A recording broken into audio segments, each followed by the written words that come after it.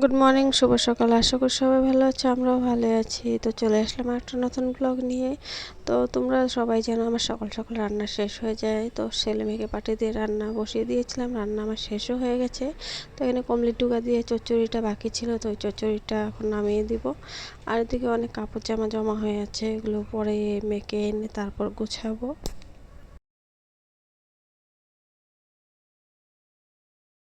তো আজকে সকালে পূজা দেওয়া হয়নি, তো মেয়েকে নিয়ে আসলাম স্কুল থেকে, ও খেলাধুলা করছে। তো এদিকে আমি কাজগুলো সেরে নিই, তারপর স্নান টান করে পূজা দেবো। মেয়েকে বললাম দুষ্টামি করিস না মা, চুপচাপ বসে খেল, আর আমাকে ডাকাডাকিও করিস না। আর এদিকে ঘরে লোকজন থাকলে তো ব্লগ ভালো করে বানানো যায় না, এডিটও করা যায় না, কারণ আমার দুটো রুম, কোথায় গিয়ে সাউন্ড দিব, কোথায় গিয়ে কি করব পারা যায় না। আর কাজের চাপও ভীষণ বেড়ে যায়।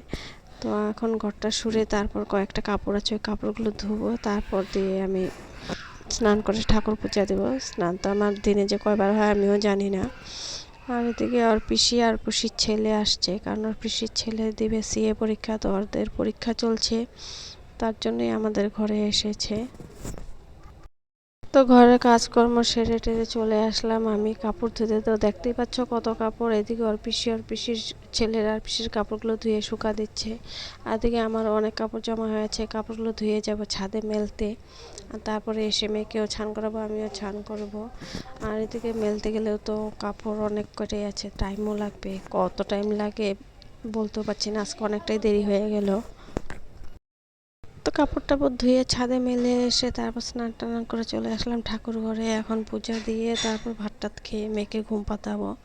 আজকে ফুল নেই ঠাকুর পূজা দেওয়ার জন্য, ফুল একটাও পাইনি।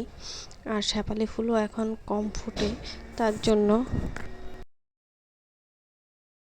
তো পূজা দিতে দিতে ছেলেও স্কুল থেকে চলে এসেছে, তারপর সবাই মিলে ভাত খেয়ে নিলাম। তারপর একটা ফোন আসলো যে আপনার পার্সেল এসেছে, গেটের বাইরে আছি, নিয়ে যান। তো নিয়ে আসলাম, ছেলে বললো মা খুলো, তো খুলছি। তো কিছুদিন আগে ছেলে একটা ইয়ারবাড অর্ডার করেছিল, তো ছেলেকে বললাম বাবা ভালো যদি না হয় তাহলে কিন্তু বাবা আমাদের দুজনকেই বকবে। তো ছেলেও পড়তে চলে গেলো, আর এদিকে ওর বাবা সকালে তাল এনেছিল, ওই তালগুলো নিয়ে বসলাম আমি। এখন এগুলোর রসগুলো বের করে নেই, আর আমি কিভাবে করি দেখো তোমরা। তো তালগুলো ধুয়ে টুয়ে তারপর আমি ছুলে নিলাম, আর এখন এগুলো রস বার করবো। আর আমি এইটা দিয়েই আমার রসটা ভালো করে বের হয়, আমার মনে হয় যে আমার একটু তাড়াতাড়ি হয় এটা দিয়ে করলে, তাই আমি সবসময় এটা দিয়েই করি, এই সাইডটা দিয়ে। আর আমার ননদ বললো কীভাবে করো, আমি বললাম দেখতে থাক কীভাবে করি।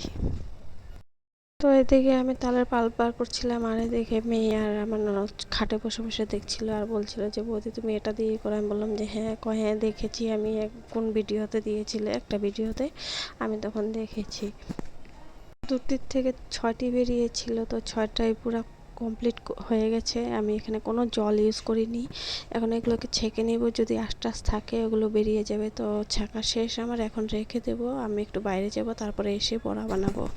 তো ডান্স স্কুল থেকে আমাকে ফোন করেছিল, বৌদি একটু এসো, তো দরকার আছে। আমি বললাম যে কী দরকার, বললো যে এসো তারপর বলবো। তখনই আমার মনে ডাউট হলো যে দুর্গাপূজার কাপড়ের নিয়ে আসছে, ওইগুলোই দেবে তার জন্য। আর আমি না ফিতা নিয়ে আসতে ভুলে গেছি, তাই ভাবতে ভাবতে যাচ্ছি। ওদের কাছে যদি থাকে তো ভালো কথা, কারণ কি ওরা ডান্সের মাপ টাপ নেয় তো কাপড়ের, তাই ওদের কাছে ফিতা থাকে। তো চলে আসলাম ওপরে, কারণ হাঁটুরও ব্যথা, আস্তে আস্তে উঠছি, একটু থেমে থেমেই উঠছি। তো উপরে উঠতে উঠতে ওর বাবার ফোনও এসে গেছিলো, তখন আমি ফোনটা কেটে দিলাম যে ফোনটা এখন থাক, আমি পরে করে নেব। আর উপরে উঠে গেছি, তো রুমে ঢুকে দেখি স্যান্ডেল কমই আছে। তো ভাবলাম ছাত্ররা চলে গেছে, ঠিকই আছে, কারণ আমাকে একটু রাত্র করেই ডেকেছিল ওরা। তো পার্সোনালি যারা নাকি ডান্স করায় তারাই ছিল শুধু। তো ঢুকে দেখি টিচারের বোন এখানে বসে আছে। তো বললাম পূজা তোমার নাকি, বললো যে হ্যাঁ বৌদি আমার। তো আমি বললাম আসো তাড়াতাড়ি নিয়ে নেই, না হলে আবার ওদিকে আমার দোকান বন্ধ হয়ে গেলে ফলস লাইন কিছুই নিতে পারবো না।